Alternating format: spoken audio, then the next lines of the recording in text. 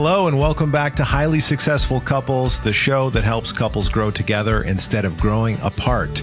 Today, I have a very special guest, friend, colleague, Katherine Weed on the show. Decades of experience in health and wellness, and has been coaching, doing therapy online over the last 10 years. Has a lot to offer. I've always enjoyed my conversations with her. So here she is, first guest on our show. Welcome, Katherine. I'm your first guest. First guest. That's right. It's all all I been didn't know solo that. Up until now. I'm such an egomaniac. It's just got to be all about me. All about you. Typical. Yeah. Oh, I feel very honored. Thank you. Yeah. Well, can you tell our audience a little bit about yourself, how you see your work, what you're up to these days in your professional practice? Yeah. I've been a therapist and a coach for a decade, and I work exclusively online. I have been since, from the beginning, even pre-COVID, and I work just with women, and I really help women reconnect with themselves. Just get to know themselves underneath all of the different layers of, learned coping strategies, survival patterns, and the pain underneath, to actually help them be who they are, not who they learned they had to become in order to feel a sense of belonging early in life. Is there a general pattern there with this idea about who they need to become? Like, is there an archetype or a myth or something there that women feel like, I just have to be this way, or the world says I have to be this kind of person? Oh, yeah. Oh, absolutely. Yeah. I mean, that usually comes later in life through conditioning, societal conditioning, as well as specifics of what's happening in family of origin. Oh yeah, I mean, there's all kinds of pressures on women to be all the things, do all the things, use your voice, but not too much. Be assertive, but don't be bitchy. All those kinds of things. Be comfortable in your sexuality, but not slutty. Maybe that's more 90s. I don't know. But that's not usually the kind of stuff. Those things certainly come up. I always think of those things as kind of the backdrop in which we're all living, sort of under the umbrella of the patriarchal system we all live in. But the kinds of patterns that I work with are really all across the board. There's no archetype really, because everyone has a unique pattern, because everyone has a unique family of origin, and we have everything in us, our brain, our nervous system, develops and wires in a way for us to thrive or survive to the best of our ability in whatever circumstances that we find ourselves in as children, which is why, we're such a resilient species. There's one phrase that I have ruthlessly stolen from you, which is, our childhood adaptations, our childhood adaptations become our adult problems. Right. And I think it's a great way to summarize, a complicated, maybe journey through infancy and adolescence and into our adult life, that the things that we learn how to do to protect ourselves as kids can become problems for us as adults when we maybe don't learn a new strategy, or we don't learn a more mature way, or we have trouble navigating certain dynamics in our life, things that bring us anxiety, make us feel hurt, and that we can self-sabotage could be one word, but we just have trouble getting our needs met. We have trouble, even if we maybe love our partner, we can have trouble asking for what we need, using our voice, saying things in a way that increases the chances that the other person can actually hear us, versus maybe going into more of an immature strategy. So I appreciate that phrase that you've given to me, and I'm sure that this will come up in our conversation today a little bit more. one thing that I was thinking about in advance of this conversation is there's so many things I feel like I could talk to you about. You're well trained. You do the work in your own life, and something did come up, which is between me and my partner. We're having this moment where she's talking to me in a way. She's bringing a perspective that doesn't make any sense to me. Maybe she's bringing a little bit of frustrated energy, a little bit of annoyance. Maybe there's a mild trigger online for her. And I'm literally sitting, this is last week, on the couch, listening to her speak and feeling like this doesn't make any sense to me. It didn't match. It didn't match. It's like, I like to describe it sometimes as the music is turned up too high for the genre of music. It's like there isn't a fit. It's a great way of putting it. Sure. Yeah. So I guess one of the questions I've got for you is, in that moment, I know enough to recognize that something might be up for my partner, that she might have like a part of her online, that maybe I'm not interacting with her most grounded, empowered self in that moment because maybe she's feeling upset. Now I'm going to tell you what I said to her, and we're going to explore this together. What I said was, do you have a part up? And how did that go over? It didn't go over well. It didn't go well. And I was struggling in that moment to make sense of what was going on. And I heard, oh, she might have a part up. So I just asked her that. But I'm talking to the part. So the part is like, I don't have a part up. You know, screw you. Fuck you. Right. Yeah. Yep. And, later, after an hour, after a day, we really realized, like, oh, we both had a little bit of a part up there. We're both feeling a little bit stressed or overwhelmed with part of this interaction. And I guess what I'd love to try to do, maybe we could distinguish what a part is for people who've never heard that term. And then we could work on like, oh, what could I have done better? How can we handle that moment as a couple? If one of us is to wake up in the moment and go first, what could we do? What could we maybe be aware of that can make a difference? Yeah. I mean, it's first of all, it's really great that you were able to go back to the moment the next day, right? It's wonderful that you have enough safety and security in your relationship to not just leave it, right? To want to go back and repair that. Because as you know, working with couples, that's not a skill that everyone has.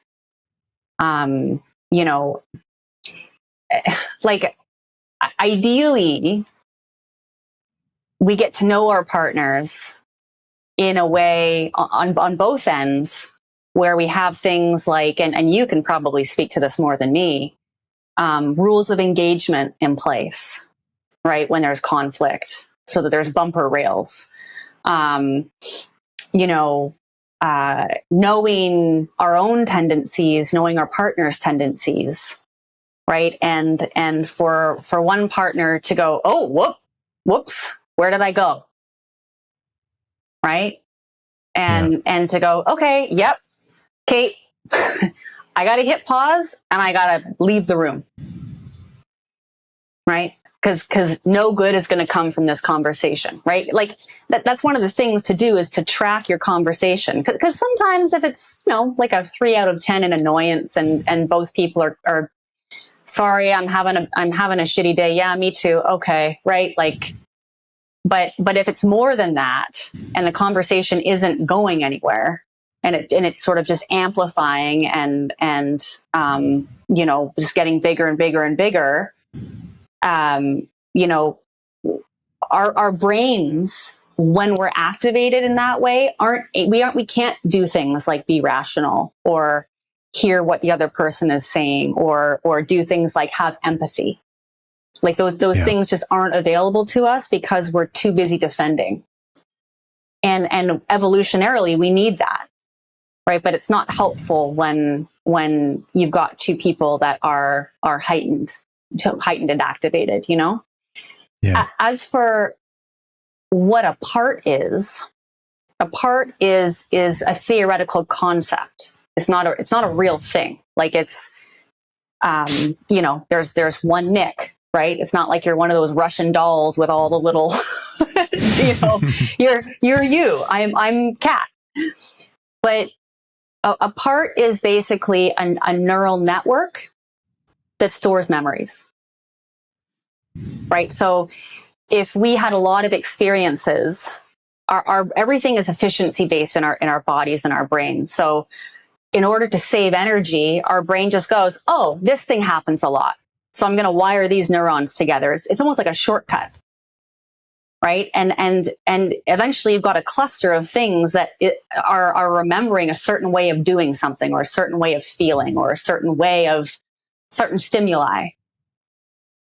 And so when something happens that reminds our threat detector, our nervous system, our brain of something that happened that was threatening, then, and it doesn't have to look identical. It can just be a similar flavor or tone or energy, right? Often that involves some degree of agency, right? Like, oh, I didn't have choice back then. And now I feel like I don't have choice because you want to watch Seinfeld and I want to watch Friends, and fuck you, right? Yeah. Yeah.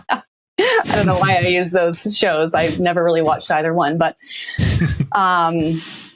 so yeah, definitely. So parts can come online. Not everybody has parts.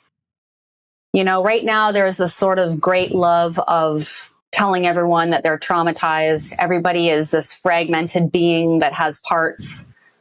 Not everybody does. We aren't born that way. Mm-hmm. Parts develop when things are when things aren't enough for us, when we're not getting enough of our needs met, when we aren't getting the care that we need in some way, when traumatic things happen, right? And part of us just basically fragments. It's the theory of what's called structural dissociation, which is just like a split that happens inside of us, where a part of us just hits eject and is like, great, well, I'll see you later. I'll be on the shelf over here. And I'm going to be here. I'm going to be 5 years old with this memory.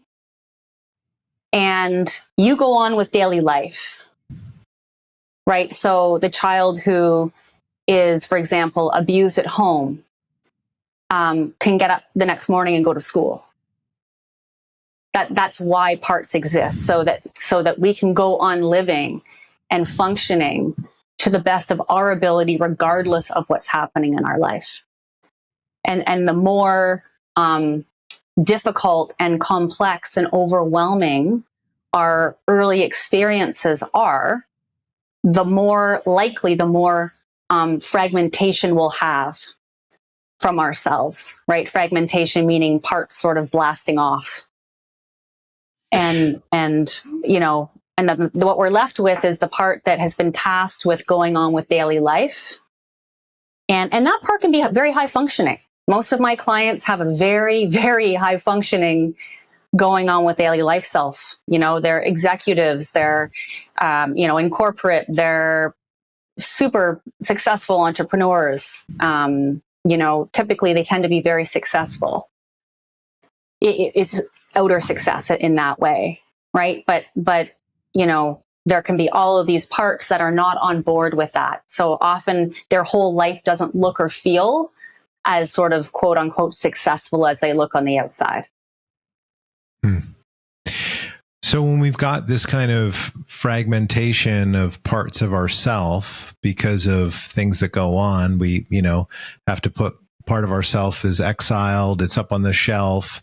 I guess there's so many different ways that, we could fragment to deal with reality, to cope with the circumstances, totally. to Endless. reduce our pain and suffering. Are there general symptoms that we might experience as individuals or as a couple that highlight, because if you're saying like not everyone really has parts, it's a theory we're talking about, but not everyone really has them. How could we know or better understand if we do?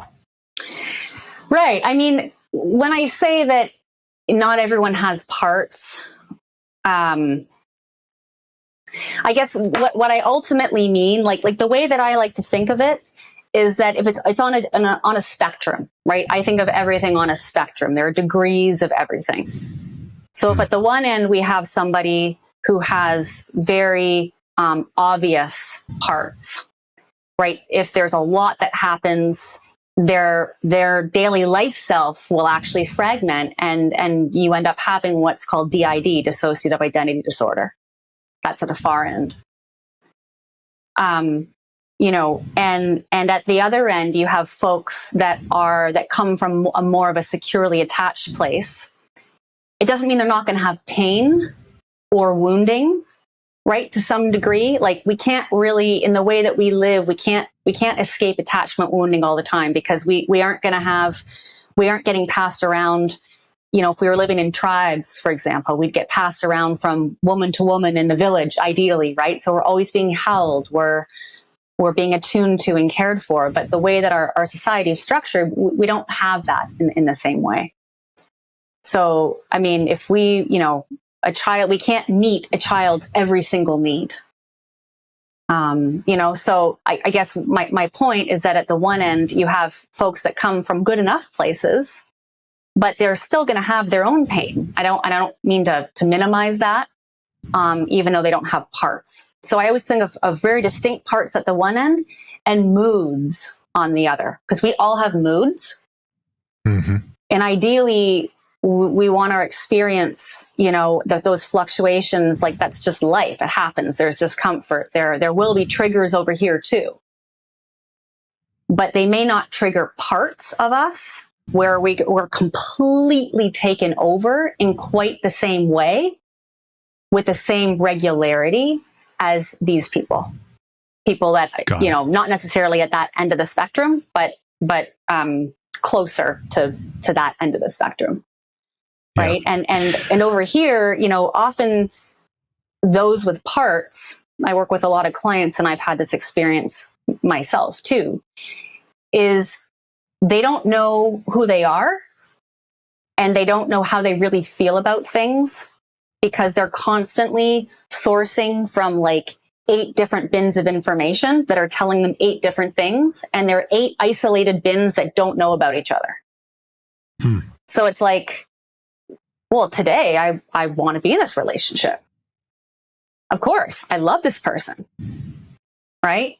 And oh, but now, oh, they did that thing. Oh, no, I'm out. No. Actually, no, I'm in because they're doing this. No, right. You know, and trying to decide what's important, and constantly getting mixed signals from inside. Yeah. You know, with a particular intensity that comes that I've noticed with my clients that are kind of further down at that end versus the ones that are down at the other end, where there's certainly struggles, but there's still a sense there's a rudder in the ship more, and their windows of tolerance tend to be more robust at this end of the spectrum. Right. At the more, you know, when they get enough of their needs met at developmentally appropriate times, their window is going to be more robust. They're going to have a much more integrated sense of self. Right. Like, this shitty thing can happen, but I can come back to myself. Right. My partner and I argue, but I know that the relationship isn't over. Right.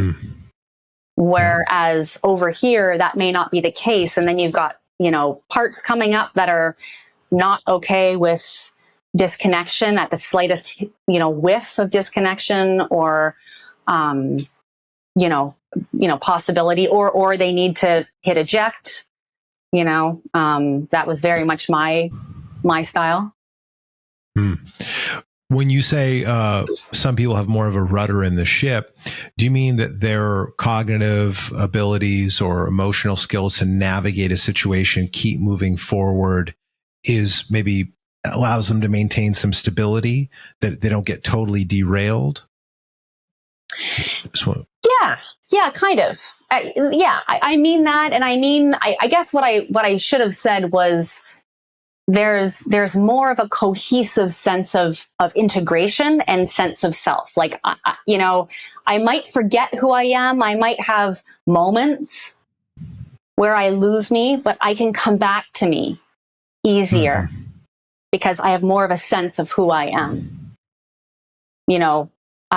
versus somebody who's closer to the other end of the spectrum, who, instead of developing an integrated sense of self at age appropriate times, they spent most of their time in their survival physiology and their fight, flight, freeze, shutdown, responses, and having to sort of mold themselves into whoever they needed to be, especially if they were in a situation with, abuse, addiction, or even, absent those things, that certainly those kinds of attachments can develop, right? If I don't know which mom I'm going to get walking through the door, and I have to be 5 different versions of myself, right? If I have to be the good little girl and submit, right? If I have to be the caretaker, right? It's okay, mommy, right? Like, and try to emotionally soothe mom, which of course is not possible. If I have to defend myself from mom, right? If I have to be the defender, if I have to, there's so many possibilities. And so if our system is spending its time doing that versus learning about itself, versus having these things connect, having our nervous system develop in an optimal way, or in a good enough way. I'm not a fan of, total safety, perfect this. Like, it doesn't exist, right? It's good enough, safe enough. And you're going to have a much different outcome. And that sets you up for a much different experience in life and in relationships than if there's a lot of chaos early on. Yeah. A moment ago, you referenced the window of tolerance. And as you were saying that, I was thinking, I wonder if my audience knows that term or has heard that before. So I've heard you talk about the window of tolerance. You certainly taught me many things about it. Would you be able to explain that as a concept, like what that means? Like, what does it mean for us to have a window? Yeah. And how do we know if we're in it or out of it? Or if we're looking through the window, or we're jumping out of the window, or if we're a mile away and we can kind of see it shining in the light. Yeah. I mean, it's I find, the window of tolerance, I find just to be such a good guide for people. Basically, our window of tolerance is equal to our capacity to do life without having to hit eject into fight, flight, freeze, shutdown. So our capacity to, if the window is in between my hands, I always do this online for all my clients. At the top of the window, you might have things like anger. At the bottom of the window, you might have things like profound sadness. Even shame can kind of hang out along the bottom of the window. So it's not like it's all sunshine and roses in the window. We're not looking for a state of endless peace or constant calm. Like, it doesn't exist. So we want to spend most of our time in our window of tolerance, where life feels manageable, right? We know when we're in our window of tolerance because that's typically when our most adult self is online. Right. And the nervous system state that correlates with that is called the ventral vagal branch of our parasympathetic branch. So that's where we feel, when we're in our window, we feel safe and secure. We feel capable and able. We can do things like, that we talked about, that the situation with your partner, like where the two of you were just sort of escalating, right? Not understanding kind of what was going on, and you start going around in circles. At that point, you both were probably on your way out of your window, if not out of your window. Right. So it's really where, we aren't able to balance out our more sort of emotional brains. This is way oversimplifying, with our rational brain. So in an ideal world, if something happens and that's like the past, I go, oh, this reminds me of this thing that happened, but I know it's July of 2024. I can override that, right? I can balance that out when I'm in my window of tolerance.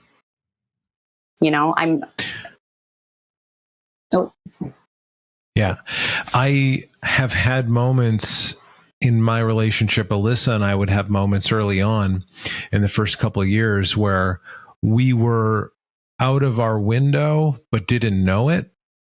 So it just occurs as like chaos or, judgments like, what's your deal? Or like, what's wrong with you? Exactly. Or, why can't you handle reality? Now,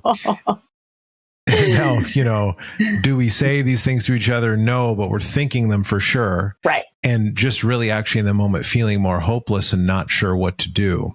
Yep. So, if someone's partner, like one thing I hear a lot from women, and I was in a group workshop this morning with a bunch of women, and one thing that can come up, and there's definitely a cliche in society, but also a reality about the, quote unquote, avoidant man. I've seen that on social media. Yeah, I try to talk to my partner about things, but he's so avoidant. I bring it up with him and he just shuts down. And he just goes away, goes offline. And I want him to stay there with me, and I want to work through it with him. And when I hear that, I'm thinking a lot of things. I'm thinking about minimizing, maximizing, avoidant, anxious attachment. But I'm thinking, shut down, offline, like power down. It's a great analogy. Where this person is, like, are they totally out of their window? What's coming up for them? What pushed them there? What became so overwhelming that they couldn't hang out?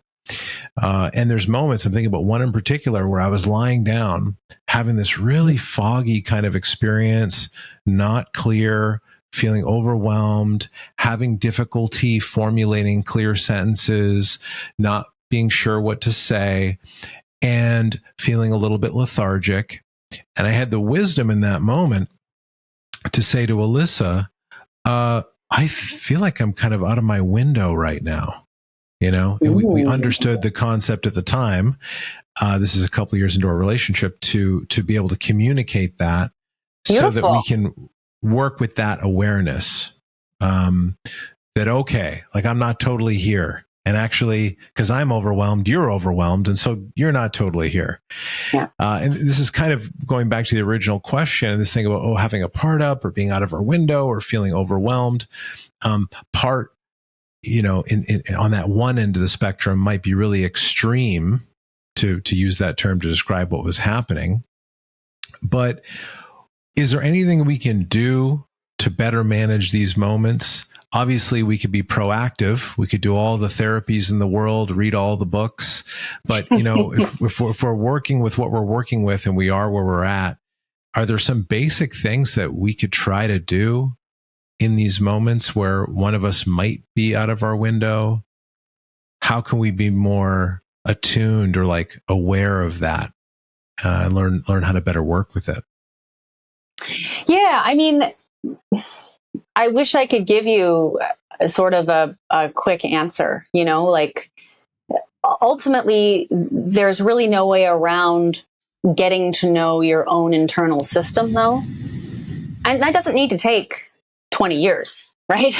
that can take not very long for some people, especially when it comes to just getting to know what it's like for them when they're in their window, how they feel, and when they're not, right? When they're not, life, if you're not in your ventral vagal state in your nervous system, the state of regulation, right, where your most adult self is, if you have parts where your again, your ability to do things like focus, pay attention, feeling that sort of relaxed alertedness. That's the state that we're in, and really starting to notice when you're in that state, right? What are some people that you're around that help bring out that state, right? What are some things that you love to do? What are some resources? Do you love to listen to the birds, or go for walks, or, go to the beach, go for a drive, play music, getting to know what it's like, what those things that can help, that help you to feel good are, so that when you're not in that place, first of all, you notice it. And second of all, you have resources, things that can help you bring you back into your window of tolerance once you've left. So really, there's no substitute just for tracking, even over the course of a couple of weeks, right? Like, check in with yourself twice a day. How do I feel right now? Get yourself a copy. I can even send you a copy to give to people if they're interested of the window of tolerance worksheet that I give to my clients. That'd be great. I can include it as a download in the show notes. Yeah. I'll make a note of that. So, because it's a better visual than me sitting here going, here it is, right? I'm always doing hand gestures online, but to actually see something written out, because the order in which things happen, right? If we're in our window and then something triggers us and we hit eject and we blast up into sympathetic, which is fight, flight, freeze, that's our mobilizing state. So everything's about mobilization, foot on the gas at all costs, right? Because when we're above our window, the tiger is chasing us through the forest, and we still have, at this point, a chance to get away.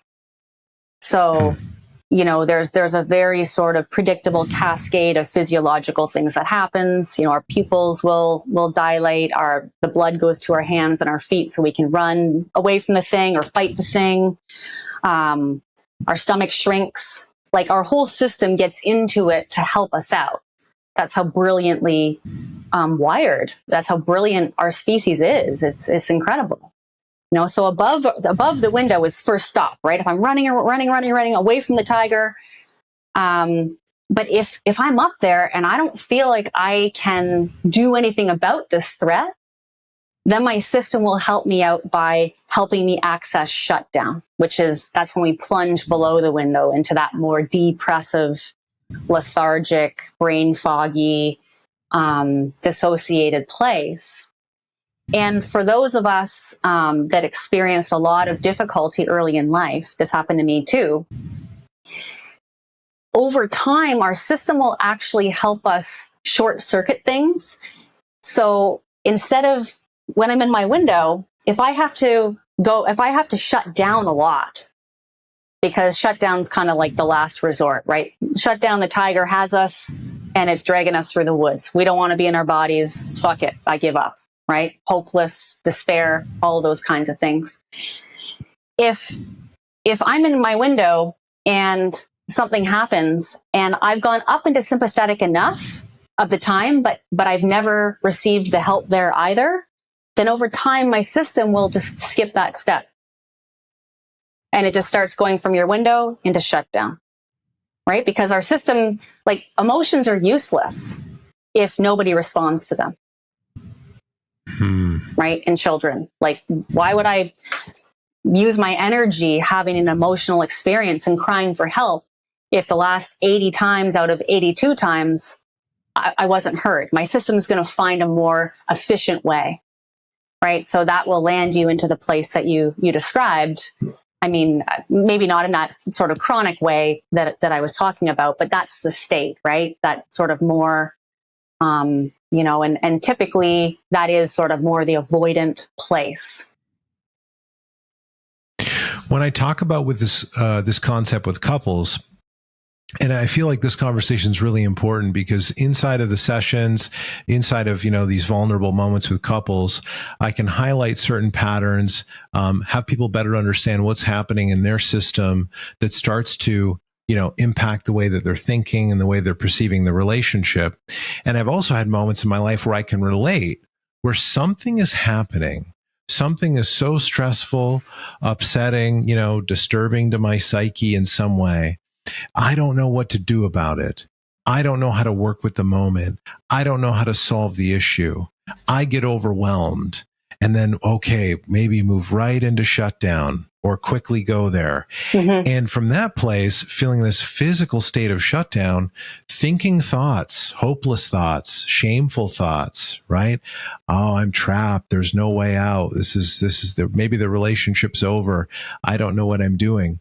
And in my work, I think society has got shame. Everyone's kind of, we're just living in this pool of shame, but couples feel shame privately about their challenges. Oh, why can't we work through this? Why do we keep having the same fights over and over again?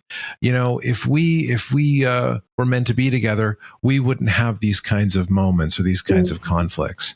And they struggle in private. And apart from struggling in private, they just have this other kind of physiological, this mind-body experience where they go into that physical state. Then they start, generating thoughts from that place, and it appears as just the total reality or totally true. And as someone who's certified in couples therapy, my partner's certified in embodied counseling, somatic sex coaching. We go to therapy. We have tools. Certainly now we're doing all much more stable. Right. Yeah. And now we enjoy more stability, more security, more resilience. But over the past 5 years, we've often turned to each other and said, how is anybody in relationship? Like, how is anybody getting together and making it work?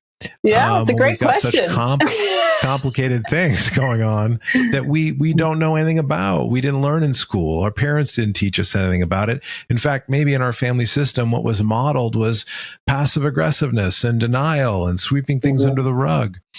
So I feel like everyone is up against it in that way. Obviously, we live in an amazing time, lots of information, great free podcasts like this one.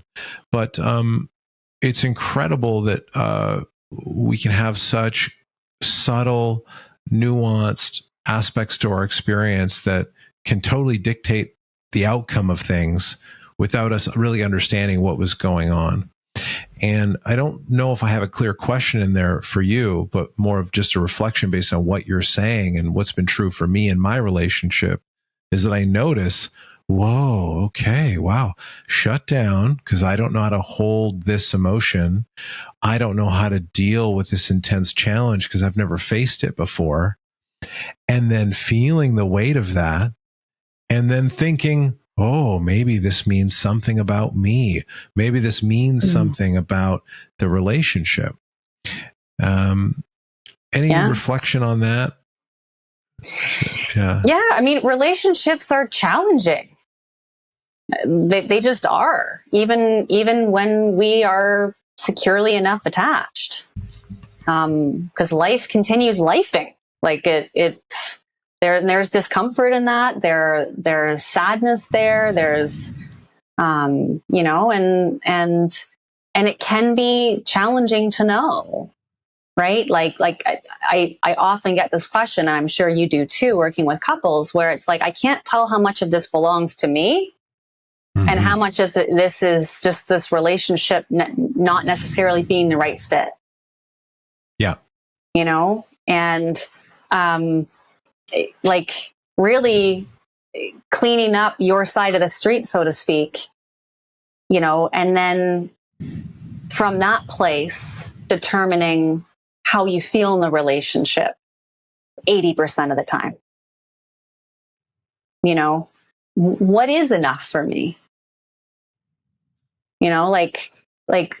Is, are the enough of the good things here, like the glue, right? My must-haves, that I can accept the rest, even though I find those things kind of quirky or weird or frankly annoying.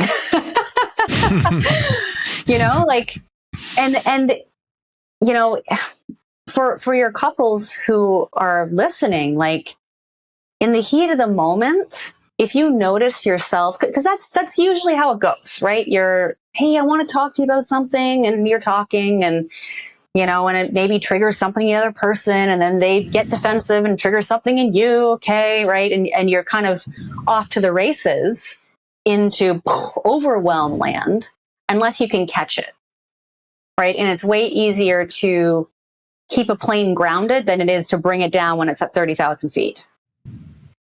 So, once you're off in 30,000 feet, okay, then you got to land that plane somehow. It's probably not going to be pretty. Eventually it'll land, right? But ideally it's catching, yourself when you're on your way out of your window, right? Oh, I can feel myself getting heated, right? I just felt an adrenaline rush. My heart's starting to go. I'm feeling anxious. Okay. Whoa, whatever you said there just didn't make any sense. And all I want to do is just, defend myself or, tell you to fuck off, which I don't advise. Right. and okay. I got to hit pause. I can't do this. I will be back. That's the key. It's not just, I gotta go, I can't do this, and run out of the other, no. Okay. Yep. This is not going to go anywhere good because I'm starting to see red, or I'm starting to shut down, right? I can feel my body. I feel really tired. I really understand what's happening. I can't make sense of what you're saying.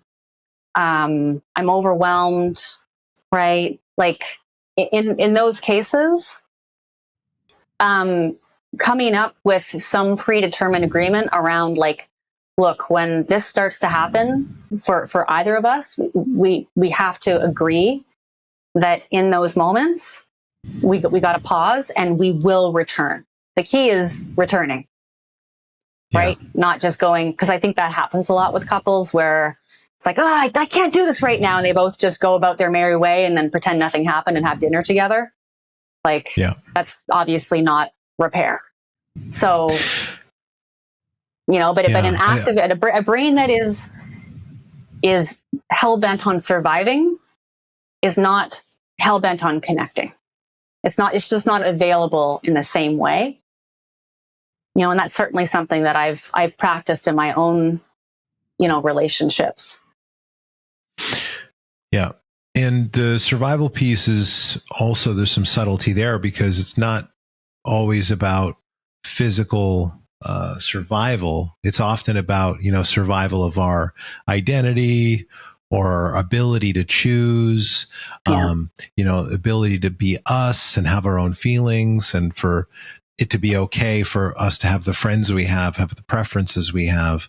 There's a few biological imperatives there that we're working to protect, and that we would naturally become defensive if we feel like they're under threat, or our psyche or body perceives that they are. Yeah. Totally. I do want to say something to that if I can. I think that, and it just could be the circles that you and I run in where people are wanting to get to know themselves and are wanting to grow.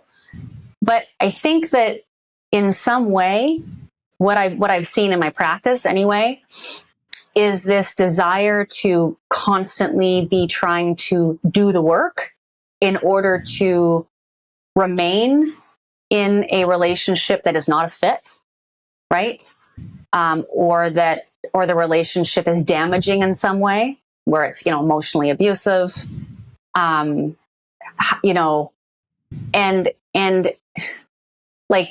is it a part taking over? Are you being avoidant, or are you just responding appropriately to a situation where somebody is speaking to you disrespectfully? Right? Is that just an appropriate response to the situation? Because there's nothing to unpack there. If someone's being an asshole and you respond a certain way, if you say, hey, that's not okay, that's not you avoiding connection or avoiding intimacy. That's just you saying, hey, that's not okay. Don't speak to me that way. You know what I mean? So when you were talking about this pattern, this thing that you noticed that people just continuing to do the work or lean into the work, even in dysfunctional situations, did I hear that right? That there's this continuous emphasis. You just got to go deeper, and that, you maybe should work through everything with everyone. And, Right. you shouldn't leave your partner because you just haven't done the work. Is that kind of the sentiment? Yeah. Exactly. Yeah. Okay. You gotta, this, what's that saying? It's one of those bypassy sayings. It's like, what you think of me is a reflection of you, or, all those kinds of things that are these weird, just kind of these one-dimensional platitudes that are trite and pretty meaningless, empowering in some moments for some people, totally, if you're, if somebody's projecting their stuff onto you, yes, okay. But, it's not helpful for everybody. And I think that's the biggest issue in the online wellness world, is that it's impossible to know who's going to read your content or posts, and certainly people, certainly clients that I have see things online that isn't necessarily applicable to them, but they take it to heart, right? Yeah. I definitely relate to that. I think one of the things that I'm thinking as you're sharing that is that also at the same time, on average, couples wait 6 years to start working on things as a couple. They wait 6 years on average to start addressing the challenges that they face. Mm-hmm. Now, some couples don't get to 6 years. Some couples never start. They never really start working on things or talking about things. And I might have, my own private judgments about what someone should or shouldn't do. Ultimately, I just value what I value. I think the people that listen to this show, they want this thing called conscious relationship, which is really, hey, can we come together as equals? Can we work together as a team? And why don't we talk about shared goals and vision? Let's treat each other with kindness. Let's ask each other, how can I love you better? With just an openness and sincerity and curiosity. There's many other things that people might use to describe that. But there's this trend, or this thing that I notice in stats around, divorce separation, for example, that a large majority of couples actually seek no counsel or guidance before going through with a divorce. Yep. A high percentage. And at one point I was reading that it was somewhere around 80-90% of couples, don't. And that's okay. Everyone's in different unique situations. Many people should leave the relationship if it's become harmful, toxic, abusive, and their partner, doesn't want to work on things with them. Some people should seek safety and get out of a dangerous situation, for sure, but most of us, I think, the general population, they're dealing with things that are more about annoyance, frustration, lack of attunement, lack of anxious, consideration, avoidant dynamics. Yeah. So I wanted to say that because it was like, it's an interesting kind of compliment or something to combine with this idea that also you have to work through it, or, don't give up, don't quit. And it's tough, back right? in my like, day, everyone stayed married, and it's like, oh, congratulations, you were married for 60 years, but you were fucking miserable for 57 of them, right? Like, it's like this badge of honor, like it's, and if the wounds match, then it's perfect, right? Till death do us part. If that's that's an option. There are so many different relationship options out there, and for some people, it's just they're not interested in creating or using the relationship as a vehicle for personal growth and for learning how to be truly intimate and how they can best love each other. Right? Like, it's just not, for whatever reason, it's just not available. I mean, for a lot of people, there are systemic factors where it makes it not an option because survival that's it. That's all that's available. So there's some systemic factors. But, for those of us that do have choice and enough resources, even in that population, there It's not always the chosen option. Yeah. Well, I think this is a good point to wrap our conversation up. I strongly believe personally that our relationships are personal growth machines. I have, as I recall, always looked at it that way. Had lots of blind spots. I have learned a lot. I have lots to learn, and continue to grow. Yeah. I think, the thing about growth is that sometimes it can be difficult. It can be painful. Like you can get this psychedelic turning in your stomach when you see something about yourself that you're not totally proud of. Oh yeah. And, yikes. It's humbling. So, Kat, I appreciate you coming on the show and allowing me to share some of my own personal stories, reflecting on your years of experience and offering some value. You're definitely going to be on the show again. I always enjoy talking with you. I always learn something. Before we wrap up, is there anything that you want to leave our audience with? Anything that they should know about? Where can they find you? Well, I wanted to say one thing, our relationships, it's very difficult to have a deeply authentic, connected relationship with somebody when we don't have a deeply connected, authentic relationship with ourselves, right? Disconnection in relationship starts with disconnection in self, and never underestimate the power of you starting to explore your own system, right? Your own relationship with yourself, your own patterns, right? It's all about the patterns that the things that show up on a constant or consistent enough basis, like the way that, oh, here's that thing again. Oh yeah, that's so familiar, right? Getting to know the way that we relate to ourselves and to the world so that we can have the kinds of relationships that you and your work help guide people towards. Like that's a really beautiful thing. So, yeah, all this sort of talk about relationships with others, but really it starts here, and yeah, really great point. Well said. So if people are looking for you, can they find you on the interwebs? Where can we get more Kat Weed? On the interwebs. Yep. On Instagram, my handle is I am Kat Weed, KATWEED, just like the plant. And I'm going to be launching a new website in the next, 3 months, probably. I believe the website will be katweed.co. Haven't decided yet. But yeah, but probably best right now on the interwebs. I've got a current website too. You can visit katherineweedtherapy.com. Awesome. Well, I'll put the active links in the show notes so people can find you. Thanks again for coming on the show, and I look forward to talking with you again soon. Yeah, awesome. Thank you so much for having me. It was really fun. I always enjoy our chats too.